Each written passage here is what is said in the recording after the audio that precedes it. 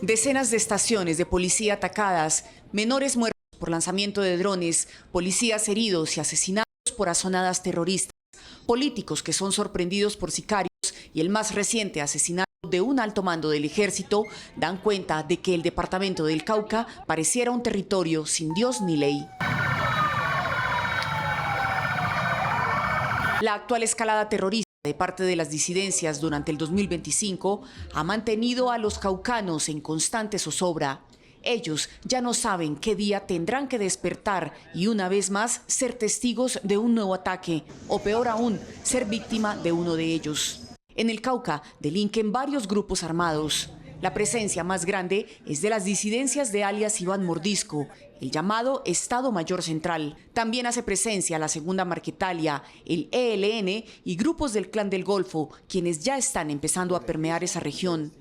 A todos ellos se suman las bandas delincuenciales y de narcotráfico mexicanos. Casi a diario hay enfrentamientos entre estos grupos por las rutas del narcotráfico, que en su mayoría buscan salida vía marítima o por los afluentes del departamento. Los cultivos ilícitos y la minería ilegal también se constituyen en motivo de combates permanentes. El conflicto en el Cauca es por la tierra y los grandes cultivos de narcotráfico. Choca el frente de Jaime Martínez con las disidencias de entre Mordisco y Calarcá. Genera desplazamientos, genera confinamientos, genera artefactos explosivos improvisados. Y en solo el año 2000, el último mes del año 2025, más de 8 ataques simultáneos en el Cauca contra la población civil, la fuerza pública. Las disidencias están divididas así. En el occidente opera la Jaime Martínez, en el nororiente la estructura de Dagoberto Ramos y en el suroccidente la Carlos Patiño. El mapa muestra que es casi el 80% del territorio caucano en donde se extiende el accionar del máximo cabecilla de las disidencias. Allí hemos tenido también corredores de movilidad hacia lo que es López de Micay, lo que es todo lo que es el corredor de la costa caucana, es los grandes cultivos de marihuana, los grandes cultivos de coca, la connivencia de los grupos armados ilegales y una especie de relacionamiento con las comunidades indígenas. No todos los indígenas, pero hay algunos que hacen parte, comuneros que hacen parte obligados de la cadena productiva de la cocaína. Otra de las situaciones que aqueja el orden público en esa zona del país es el reclutamiento de menores. El más reciente informe de la Defensoría del Pueblo señala que al día de hoy ya son más de 720 niños llevados a las filas guerrilleras en contra de su voluntad. Uno de los hechos que más ha marcado al Cauca en lo que va corrido del gobierno del presidente Petro fue la muerte de Dylan, un pequeño de 10 años de edad que murió tras ser víctima de un ataque con drones de las disidencias. La imagen le dio la vuelta al mundo. Dylan estaba en un partido de microfútbol en el Polideportivo de Argelia cuando el explosivo cargado por el dron cayó muy cerca a él. El reclutamiento forzado de menores denunciado por la Defensoría del Pueblo, más de 300 en 2023, más de 400 niños en 2024, la gran mayoría en el Cauca, lo que denuncia la Defensoría del Pueblo.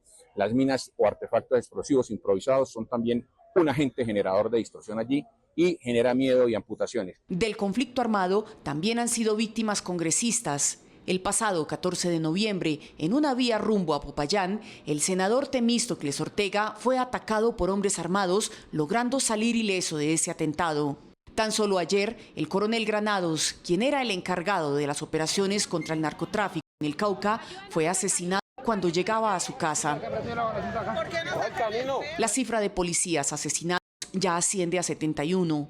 Un gran porcentaje de ellos ha sido atacado en estaciones de corregimientos del Cauca o ultimados bajo la modalidad de plan pistola. En el Cauca pareciera haberse convertido en costumbre ver instalado un cilindro bomba o una pancarta en plena vía panamericana. El pasado 21 de noviembre, como si fueran autoridad, se vio una caravana de 12 camionetas cargadas con guerrilleros en Jambaló después de haber atacado durante 3 horas la estación de policía de ese municipio. Lo que no parecía posible está pasando en el Cauca. Me refiero a que está fuera de control, que no hay control territorial de las fuerzas militares y de la policía, porque son demasiados incidentes de orden público los que están sucediendo en ese departamento, producto para muchos de la paz total y para otros de la falta de estrategia de las fuerzas militares. Pasamos de ver a guerrilleros en las calles con megáfonos pidiéndole a la gente que evacúe. Secuestros, el hijo del cantante Giovanni Ayala todavía está secuestrado. Intentos de secuestro en las carreteras, como el de Temístocles Ortega, que se salvó porque el conductor de la policía era muy hábil. Noticias trágicas de soldados, de policías que son atacados, asesinados a diario. Ataques con drones. Cada hora hay ataque con dron en el Cauca, según los reportes oficiales. Y ayer registrando el asesinato de un coronel del Ejército Nacional, de la Fuerza de Despliegue Rápido, que es la élite de los oficiales saliendo del batallón. ¿Qué pasó con las fuerzas militares? ¿Qué pasó con la inteligencia de la Policía Nacional? ¿Qué pasó con la estrategia? ¿Por qué hay un departamento en Colombia que está fuera de control? ¿Por qué hay un departamento en Colombia donde no manda el Estado?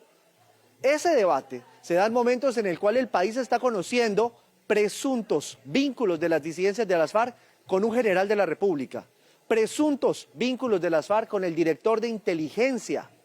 Hace bien la Procuraduría en apartarlos del cargo mientras surten las investigaciones. Llamado de atención a la Fiscalía, que no avanzó nada en 16 meses con esa información. ¿Por qué lo digo? Porque en el país hay una pregunta.